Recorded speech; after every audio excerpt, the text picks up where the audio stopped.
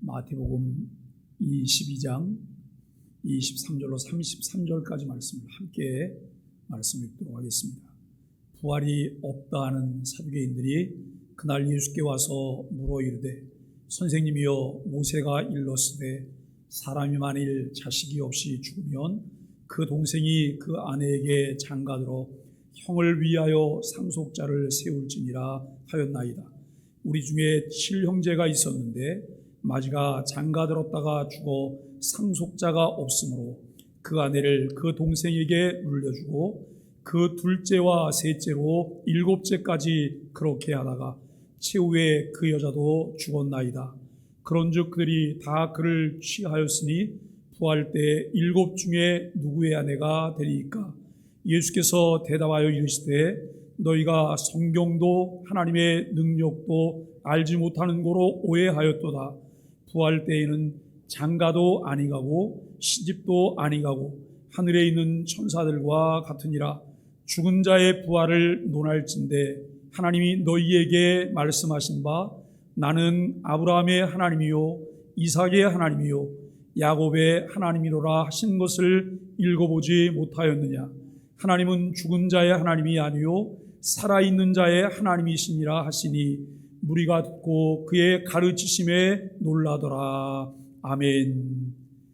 오늘 마태복음 22장 23절로 33절까지 말씀을 통해서 부활 소망으로 섬길 산자의 하나님이라고 하는 주제로 함께 말씀을 나누려고 합니다. 어느 무명인은 예수님이 보여주신 것 외에 다른 기준을 따라 사는 것은 어리석은 교만에 불과하다라고 하는 이야기를 했습니다. 왜 우리가 배우고 확신한 일에 거해야 할까요? 바울은 디모데에게 그렇게 말합니다. 진리의 말씀을 옳게 분별하기 위해서, 진리의 말씀을 옳게 분별하기 위해서라 그래요. 우리는 성경을 보면서 내가 아는 것만큼 성경이 보여요. 내가 아는 것만큼 성경을 보게 되고 성경을 통해 길을 찾게 되고 성경을 통해서 무엇을 말씀하시려는가 하는 것을 우리가 알게 된다는 것이죠. 그리고 그 말씀이 우리의 마음밭을 새롭게 기경해 주는 것을 기대하기 때문에 우리는 늘 배우고 확신한 일에 거해야 한다라고 하는 것입니다. 가르치시고 전파하시고 고치시는 그 사역을 통해 예수님이 누구신지, 그를 통해 선포되는 하나님의 나라를 배우려는 그런 자세가 아니라 그분을 곤경에 빠뜨리려고 시도하는 사람들이 예수님 공생의 기간 동안 참 많았다고 하는 것이죠. 우리가 지난 주간에 말씀을 나눴던 예수님이 예루살렘 성에 이제 입성하실 때 말이 아닌 나귀 중에서도 어린 나귀를 선택하시고 그 나귀 새끼를 타시고 예루살렘에 입성하셨어요. 그리고 벌써 여러 날 그 예루살렘 성에 입성하시고 난 이후에 이루어지는 일들을 우리가 보게 돼요. 그런데 그 기간이 굉장히 긴 기간이 아니라는 거예요. 짧은 기간임에도 불구하고 그야말로 예수님에게 숨 쉴 수 없을 정도로 예수님을 이제 해하려고 하는 모의들이 계속 진행되고 있다고 하는 것을 우리는 보게 돼요. 왜 그렇게 했을까요? 자신들과 생각이 다르기 때문에, 자신들과 목적이 다르기 때문에 그렇다는 거예요. 각기 생각이 다를 수 있어요. 목적이 다를 수 있어요. 그러나 우리가 그리스도 안에서 한 몸이라면 목표는 같아야 되는 거죠. 목표는. 그 목표를 접근해가는 과정들이 다를 수는 있으나 어느 시점이 되면 이 부분은 이렇게 가야 되는 거야 라고 하는 길을 우리가 찾게 된다라고 하는 거예요. 여러분, 오늘 우리는 그런 사람들의 마음을 익히 아시는 하나님께서는 그런 상황에도 주의 계획대로 일들을 진행하시며 이루어 가신다라고 하는 말씀입니다. 잠언 16장에 보면 잠언 16장 1절에 이렇게 말을 해요. 마음의 경영은 사람에게 있어도 말의 응답은 여호와께로서 나느니라. 9절 말씀에 보면 사람이 마음으로 자기 길을 계획할지라도 그 걸음을 인도하시는 이가 여호와 하나님이시다. 역사의 주도권이 하나님에게 있다는 거예요. 역사의 주인이 하나님께 있다는 거예요. 그러면 우리가 역사의 주인이 하나님이시라는 사실을 믿으면서 세상을 살 때 어떻게 사는 사람이 세상을 잘 사는 걸까? 그분을 인정하는 거예요. 그분의 결정을 쫓아가는 거예요. 그런데 이 잠언 16장 1절로 9절까지 말씀에서는 1절 9절이 그렇게 말씀하고 중간에는 여러 가지 내용들이 나와요.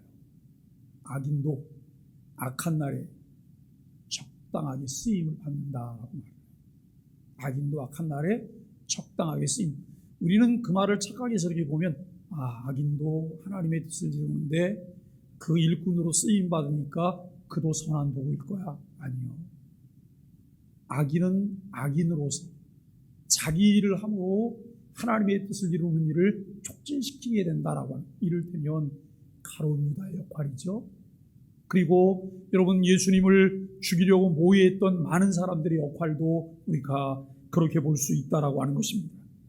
바리새인들에 이어서 사두개인들도 신앙 논쟁을 통해 예수님을 넘어뜨리려고 도전장을 냅니다.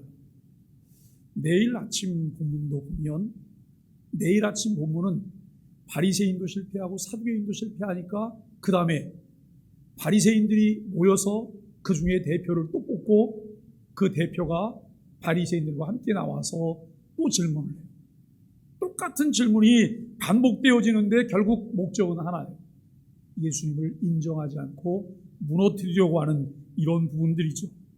바리새인들과 다르게 부활을 믿지 않고 모세 오경의 권위만을 인정하는 사두개인들은 비현실적 상황을 가정해 부활신앙의 불합리성을 증명하려고 시도를 해요.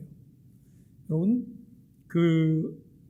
이 예수님 때에 그 예수님 때를 살아가고 있는 신약의 그 사람들에게 주어진 성경은 구약 성경이에요. 아직 신약 성경은 기록되어서 그들에게 전달되지 않았어요. 그러니까 그들이 가지고 있는 성경은 구약 성경 39권인 거예요. 그런데 사두개인들은 그 39권 중에 모세오경 5권만, 창세기, 출애굽기, 레위기, 신명기, 그 민수기까지, 여러분, 이렇게 5권만 그들이 인정해요. 나머지는 받아들이지 않아요. 나머지는 받아들이지 않는 이제 그들 가운데 예수님은 사두개인들이 인정하는 모세 오경 안에서 사두개인들이 부인하는 부활신앙의 근거를 제시해요. 너희들이 모세 오경만 믿냐? 모세 오경 안에도 부활신앙의 논리가, 부활신앙의 근거가 얼마든지 있다라고 하는 그런 말씀을 하고 계시죠. 그러시면서 불꽃나무, 떨기나무 가운데서 나타나셔서 모세를 부르신 하나님은 모세의 사역과 모세오경의 궁극적 권위의 근거가 되시는 하나님이시라라고 하는 거예요. 여러분, 하나님은 아브라함의 하나님, 이삭의 하나님, 야곱의 하나님으로 계시하세요. 나는 아브라함의 하나님이다, 이삭의 하나님이다, 야곱의 하나님이다. 왜 하나님께서 그 떨기나무 불꽃 가운데 나타나셔서 모세를 부르실 때 아브라함을 들추고 야곱을 들추고 그 이삭까지 불러서 말씀을 하셨을까요? 그들은 이미 과거의 사람이잖아요. 이미 그들은 무덤 속에 장사된 자들이라는 거예요. 그러나 여러분, 사두개인들이 생각하는 것처럼 부활이 없으므로 이들의 수명이 끝난 자들이 아니에요. 그리스도 안에서 부활할 자들. 여러분, 육은 무덤에 있지만 그들의 영은 이미 하나님의 나라에서 하나님과 영원함을 누리고 있는 그런 상황들인 것을 우리는 알게 돼요. 이들을 통해서 여러분, 이들이 이미 참 하나님의 은혜를 입었음을 암시하고 있습니다. 예수님의 이러한 해석은 부활신앙의 토대가 되어서 모세오경에도 이미 그것이 존재하고 있다는 거예요. 우리는 간혹 우리가 이렇게 착각하고 해요. 창세기 3장 15절에 보면 예수님께서 이제 원시복음을, 그 하나님께서 원시복음을 말씀하세요. 원시복음. 여인의 후손을 통해서 놀라운 일을 이루실 것을, 여인의 후손을 통해서 인류를 구속하실 것을 말씀하세요. 사실은 그 내용을 보고 이것이 복음이라고, 여기 메시아를 말한다고 보기가 너무나 어려워요. 왜냐하면 너무 미미하게 보이기 때문에. 그리고 계시는 계시의 점진성이 있어요. 점진적으로 더 모양을 드러내는 거예요. 이를테면 이렇게 보실 수 있을까요? 코끼리를 보는데 처음에 코끼리 눈만 봤어요. 저게 송아지 눈이냐, 코끼리 눈이냐, 아니면 다른 짐승의 눈이냐. 그런데 그러다가 여기가 조금 더 이만큼 더 보여지는 거예요. 저거는 코끼리 같아. 그런데도 좀 희미한 거예요. 그러다가 뭐가 보이냐면 여기까지 보이는데 이게 보인 거예요. 아, 코끼리가 맞아. 계시의 점진성은 점점 더 열어 보여주는 것을 통해서 알게 돼요. 점진성이지만 모세오경 안에서도 이미 부활신앙의 토대가 우리에게 다 제공이 되고 있다는 거예요. 그러니까 여러분, 모세오경만도 우리가 바르게 이해하고 보면 이 사두개인과 같은 그런 우를 범하지 않을 수 있음을 말씀하고 있습니다. 사두개인들이 부활신앙을 부정하는 것은 잘못된 성경 해석과 더불어 그들의 세계관 때문이고 편협하고 제한적인 성경 지식만을 고집하고 있기 때문이다라고 하는 것을 알게 돼요. 인간 중심, 현세 중심의 세계관을 가지고 있었기 때문에 죽은 자의 부활을 받아들일 수 없었던 사두개인들이죠. 그들의 모습은 오늘날 합리주의 세계관을 지나치게 신봉해 과학적으로 증명할 수 없는 일들은 받아들이지 못하는 현대인들의 모습과도 같아요. 심지어는 기독교 신앙을 가졌다고 주장하면서도 예수님의 이 부활을 예수님의 역사적 사건으로 받아들이지 못하는 사람들의 모습과 크게 다르지 않다는 것이죠.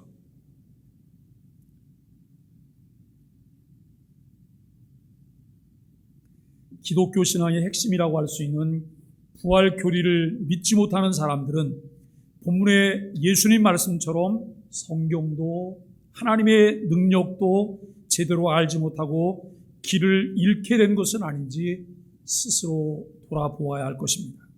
오늘 여기 23절로 28절까지 말씀에서는 부활에 관한 사두개인의 질문을 구체적으로 다루고 있습니다. 사두개인들은 모세 오경만 받아들이고 부활이나 천사의 존재를 믿지 않는 당파로 정치적으로도 큰 영향력을 끼치고 있었습니다. 그러니까 그 당시에 그 유대교를 함께 좌지우지할 수 있는 파가 세 파가 있어요. 사두개파, 바리새파, 또 하나는 에세네파예요. 에세네파는 좀 과격한 열심당원들, 행동파들이죠. 그런데 이 중에 사두개파가 아마 정치적으로는 가장 막강한 힘을 가지고 있었을 거예요. 여러분, 이들이 이런 그 영향력을 가지고 있는데 그들이 예수님을 곤경에 빠뜨리기 위해 부활과 관련된 질문을 해요. 사실 바리새파와 사두개파는 어떤 면에서 보면 이들은 서로 양립할 수 없었어요. 공존할 수 없는 그런 대상이에요. 불편한 관계에 늘 불편한 관계임에도 불구하고 이들이 예수님을 곤경에 빠뜨리려고 하는 데는 늘 하나가 돼요. 왜냐하면 목표가 같기 때문에. 자기들이 가지고 있는 기득권이 흔들릴 수 있는 그런 상황이기 때문에 이것을 지켜내기 위해서는 이들이 늘 하나로 뭉쳐질 수 있다는 거예요.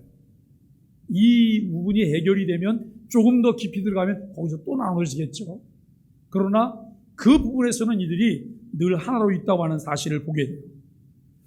예수님을 곤경에 빠뜨리기 위해서 부활과 관련된 질문을 하는데요. 여러분, 이 질문을 하는 내용을 우리가 조금 더 넓게 모세오경을 이해해서 보면 이들이 얼마나 성경을 잘못 이해하고 있는가 하는 것을 보게 돼요. 7 형제가 있는데 큰형이 장가를 들었는데 아들이 없이 죽었어요. 그런데 둘째 아들이 그 형수에게 장가를 들어요. 둘째 아들도 아들이 없이 죽었어요. 셋째도 장가를 들었는데 셋째도 아들이 없이 죽었어요. 그러면서 일곱째까지 갔어요. 말도 안 되는 상황이죠. 말도 안 되는 상황인데 이 상황을 이제 가져다가 사두개인들이 예수님에게 질문하는 거예요. 그러니까 성경이 이것을 말하려고 하는 근거와 전혀 관계없이 자기가 무엇인가를 주장하기 위한 것을 이 뒷받침하기 위해서 그 성경을 끌어온 거라고 하는 걸 조금 이따 우리가 알게 되는 거예요. 이게 이제 어떤 부분이냐면 이렇게 해서 7명의 사람이 그 형수를 아내로 삼았는데 부활이 있다면 부활하는 그날 이 형수는 첫째부터 7째 중에 누구의 아내가 되겠느냐라고 하는 거예요. 잠깐만, 누구의 아내를 해야 될까요? 이거 사실대로 한다면 그 참 곤란하잖아요. 세상에 이런 콩가루 집안이 어디 있어요? 그렇잖아요. 그런데 왜 성경은 이런 걸 말했을까? 그런데 여러분, 신명기 25장 5절에 보면 모세율법에는 이런 게 있어요. 남자가 자식이 없어 죽으면 그의 동생이 형수에게 장가들어 형수를 위한 상속자가 있게 하라고 하는 규정이 있어요. 성경이 그렇게 말하잖아. 표면적으로 보이는 것만 보면 사두개인이 말하는 것이 그럴듯해요. 그런데 이 내용이 말하려고 하는 진실이 뭘까 하는 거예요. 거기까지 가보면 이 문제는 아주 쉽게 또 해결이 되어지는 문제이죠.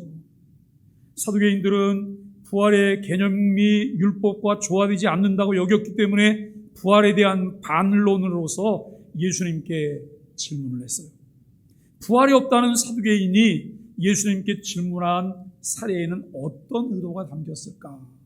이것은 예수님을 인정하려고, 그것을 받아들이려고, 내가 부족하니까 예수님께 배우려고 하는 그런 마음이 아니었어요. 자기가 가지고 있는 성경도, 그리고 이제 그 하나님의 뜻도, 하나님의 능력도 알지 못하고 오해한 것에 대해서 이것이 맞다고 하는 것을 인정받으려고 하는 이런 마음이었던 것이죠. 성경을 알지 못할 때 내가 품었던 오해는 무엇일까? 아마 전혀 말씀대로 살려고 하지 않고 하나님 뜻대로 살려고 하지 않는 사람들은 그런 일을 안 벌일 거예요. 그런데 조금 믿음으로 살려고 하는 사람들이 성경을 곡해할 때 우리를 통해서 이루어질 수 있는 유사한 많은 일들이 있다는 거예요. 우리는 이런 부분을 보면서 또 29절로 33절까지 말씀해서 살아있는 자의 하나님을 만나게 돼요. 부활은 세상 이치로는 결코 이해할 수 없는 개념이죠. 예수님은 사두개인들에게 하나님과 성경에 대하여 모르고 있다며 두 가지를 말씀해 주십니다. 첫째는 부활한 몸은 천사들과 같아지기 때문에 이전 방식대로 살지 않는다는 거예요. 부활 때에는 시집가거나 장가가는 일이 없기 때문에 그들이 제시한 사례의 이 전제 자체가 잘못되었다고 하는 것을 지적해요. 여러분, 부활하고 난 다음에 저 사람이 내 첫 번째 아내고 두 번째 누구의 아내냐? 이게 필요 없다는 거예요. 부활하고 나서는 시집가고 장가가는 일이 없기 때문에 그와 같은 것을 전제할 필요도 없다라고 하는 거예요. 이 부활 때에는 그런 것들이 없는데 사두개인들은 그것을 예를 들어서 지금 질문을 하고 있는 거예요. 둘째는 성경은 아브라함, 이삭, 야곱의 하나님이라는 칭호를 통해서 이미 부활의 하나님에 대해 증언하고 있다고 하는 것을 말씀하고 있어요. 생명의 주권자 하나님은 영원을 함께할 존재로 우리를 지으셨어요. 부활은 우리가 죽은 후에도 하나님과의 관계가 끊어지지 않고 지속되게 하는 하나님의 능력과 지혜입니다. 어제 교회에서 그 국제의료봉사회와 함께 실무진 모임을 함께 했어요. 5월 달에 교회가 준비되는 콘서트가 이번에는 지구촌 여러 곳을 연결하면서 우리가 이 SNS를 함께 사용하고 그래서 현장과 이 교회 안에 여기서 공연하는 것들이 현장에 아프리카까지 중계가 되고 아프리카에서 거기서도 또 방송을 이쪽으로 보내주고 이 일들을 해서 어제 처음 모임을 함께 했어요. 근데 그 모임의 대표이신 현옥철 목사님 이제 약속을 하고 그 다른 국장님, 팀장님이 이제 함께 오시는데 아침에 문자가 왔어요. 현옥철 목사님으로부터 목사님 장모님이 오늘 새벽에 소천하셔서 저는 오늘 참석을 못하겠습니다. 저희 실무팀만 오늘 가게 될 것 같습니다. 제가 이제 물어봤어요. 장모님이 연세가 어떻게 되세요? 94세가 그러세요. 그러면서 그분이 이런 말씀을 하세요. 목사님 평안이 아니고 노환입니다. 노환입니다. 아주 편안하게 주님과 함께 가셨습니다. 저는 그 말씀을 들으면 참 감사했어요. 이사 가셨구나. 더 나은 곳으로 이 세상의 모든 수고와 고통과 염려를 끝내시고 이제는 주님 품에 안기셨구나. 우리가 갖는 사생관이잖아요.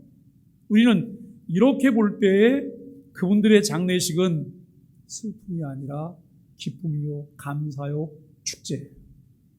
그런데 주변에 수없이 많은 사람들은 그런 생각을 갖고 있지 않기 때문에 죽음이라는 문제를 만나면 슬픔이라고만 생각해요.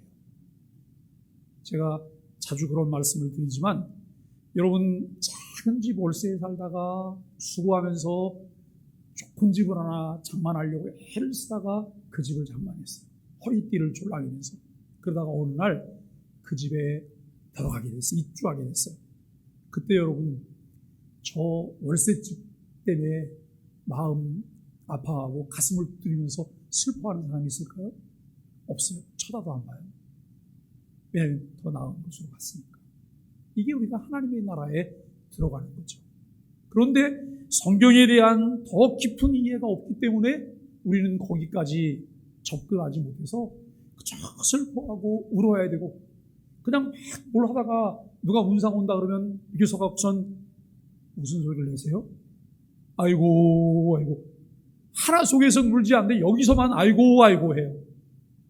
그게 아니고 웃으면서 맞이할 수 있는 이런 은혜가 우리에게 필요하다라고 하는 것을 생각하게 되어집니다. 부활은 우리가 죽은 후에도 하나님과의 관계가 끊기지 않는 거예요. 부활은 가상의 소망이 아닌 역사적 실제라는 사실을 여러분도 믿으시죠? 분명히 확신하세요? 늘 그날을 바라봐야 돼요. 주님이 나를 부르실 그날을 우리가 기도하면서 매일매일 부끄럽지 않은 사람으로 우리가 하나님 앞에 살아가야 되는 것이죠. 사두개인들의 두 가지 오해는 무엇일까요? 영혼의 관점에서 볼 때 내가 지금 고민하며 힘들어하는 그 일의 비중은 어떠할까를 생각해 보아야 합니다. 모세의 율법은 하나님 나라의 헌법적 질서가 무엇인지를 알려줘요. 여러분 이 내용을 잘 우리가 함께 나누셔야 돼요. 하나님께서 모세를 통해 율법을 주셨는데 그 율법을 주실 때 어느 때 어떤 상황에서 무엇을 목표로 율법을 주셨냐는 거예요. 애굽에서 불러내셨어요. 애굽에서 불러내고 가나안을 향해서 가고 있어요. 시내산에 당도했을 때 하나님께서 그 백성들에게 새 백성 삼으시려고 하나님의 나라를 삼으시려고 그 나라의 헌법으로 이 율법을 주세요.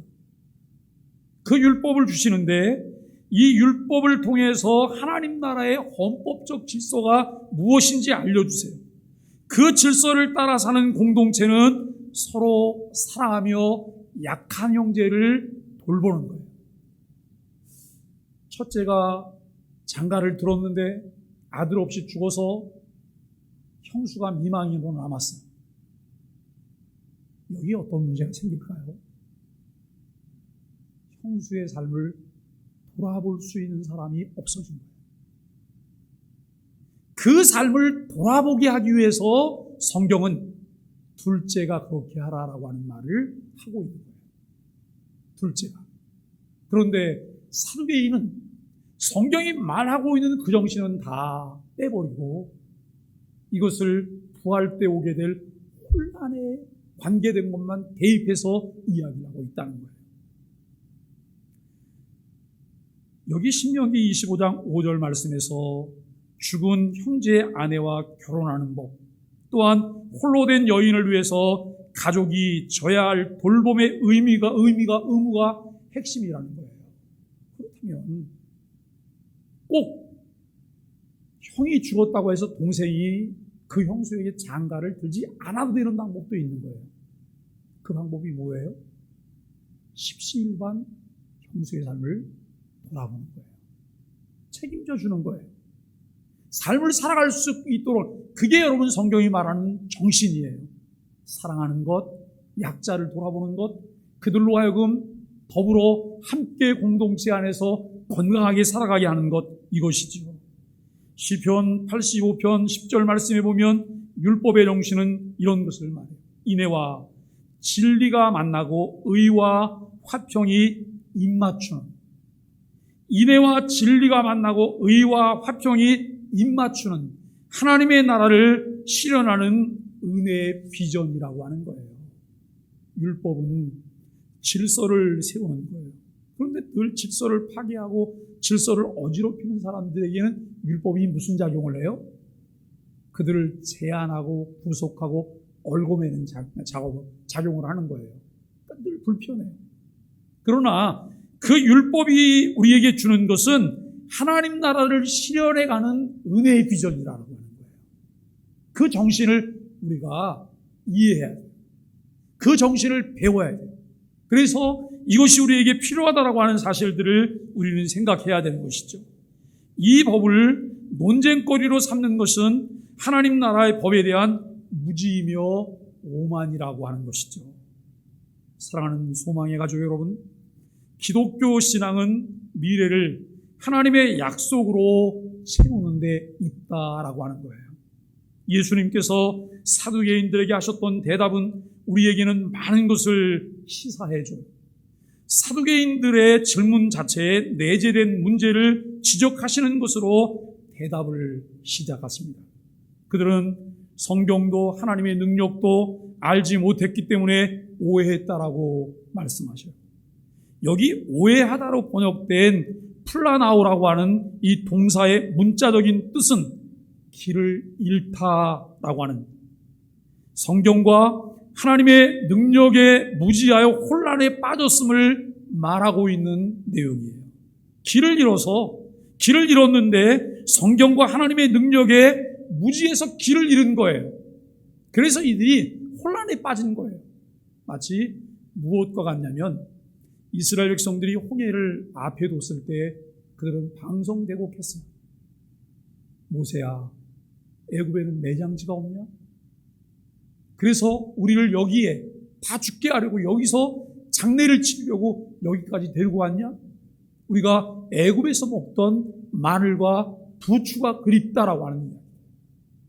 그때 모세가 이렇게 말하죠.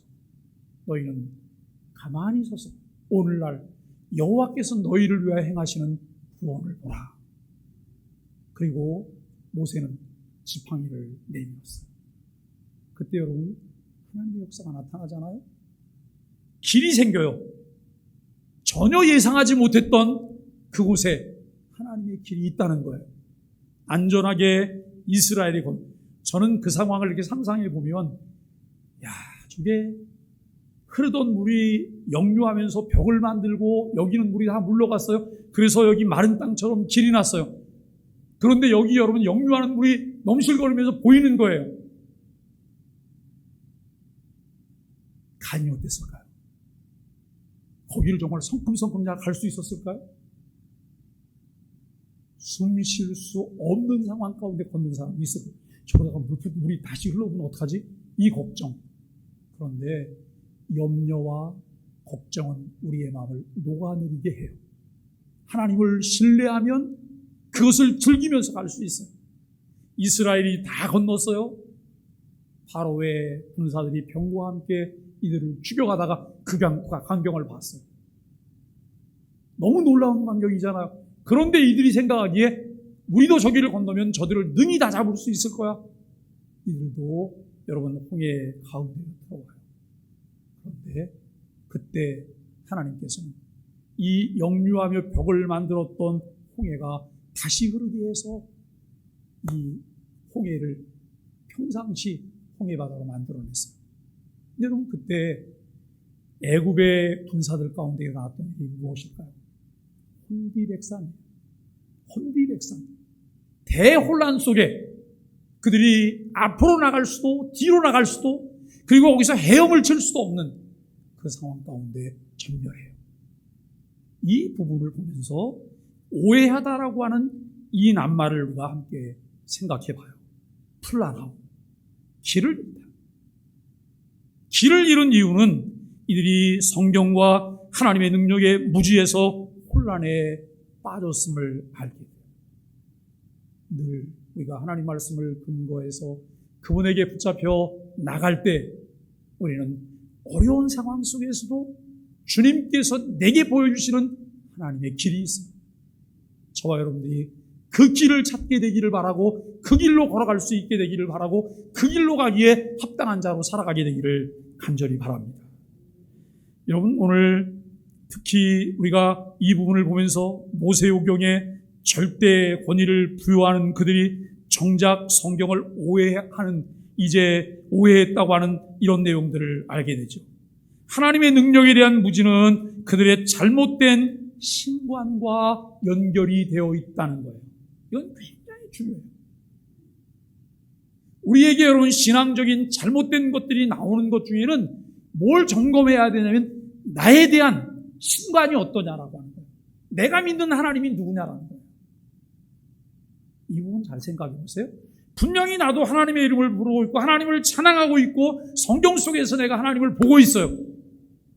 그런데 성경이 계시한 하나님이 아니에요. 내가 각색한 하나님이고 내가 기대한 하나님이에요. 내가 원하는 하나님인 거예요. 많은 사람들이 이 말이 무슨 말인지 모르세요. 우리 같이 앉아서 하나님을 찬양해요. 그런데 내 안에 있는 하나님이 각기 다를 수 있다는 거예요.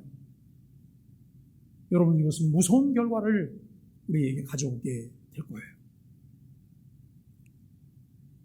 역사가 요세푸스에 따르면 사두개인은 인간의 자유의지를 강조하는 반면 하나님이 인간에게 큰 관심이 없다는 근대 이신론과 유사한 이해를 갖고 있었다는 것이죠. 내세의 심판이나 보상에 관심이 없는 현세 중심의 세계관을 가지고 있어요. 이러한 신앙과 세계관은 자연스럽게 부활을 부정하는 교리로 이어지게 되었습니다. 말의 올무로 예수님을 함정에 빠뜨리려던 바리새인들의 실패에 이어서 극단적 상황을 설정하여 예수님을 곤경에 빠뜨리려던 사두개인들의 시도도 결국은 실패로 돌아갔습니다. 오히려 이 과정을 지켜보고 있었던 무리가 예수님의 가르치심에 놀라요. 우리가 여러분 산상수훈인 마태복음 5장, 6장, 7장을 봅니다. 그 산상수훈을 얘기하다가 마지막 부분이 뭐냐면 반석 위에 세운 집이에요. 반석 위에 세운 집은 견고하지만 모래에 의해 세운 집은 무너진다고 하는 말씀으로 예수님이 산상수훈의 결론을 내리시거든요. 그런데 그 말씀을 듣고 있던 많은 무리가 그의 가르치심의 기이함에 대해서 놀라요. 그 반응을. 그런데 여기서 또 무리들이 그 반응을 보이고 있어요. 놀랍다라고 하는 거예요. 지금까지 들어보지 못했던 그 탁월함들에 대해서 이들이 놀라는 그런 모습을 우리는 보게 되어져요. 여러분, 부활신앙이 확고하지 않으면 이 생의 삶에 집착하게 돼요. 무엇을 먹을까, 무엇을 입을까에 집착해요. 부활과 내세의 삶은 현재의 삶만큼이나 분명하고 확실해요. 이 생은 나그네의 삶이기 때문에 잠깐이지만 부활 이후의 삶은 잠깐이 아니잖아요. 영원이라는 사실을 우리가 알게 됩니다. 확고한 부활 신앙을 가지고 영광스러운 부활의 삶을 소망하며 산자의 하나님을 섬기는 그리스도인으로 살아가게 되기를 예수 그리스도의 이름으로 간절히 축복합니다.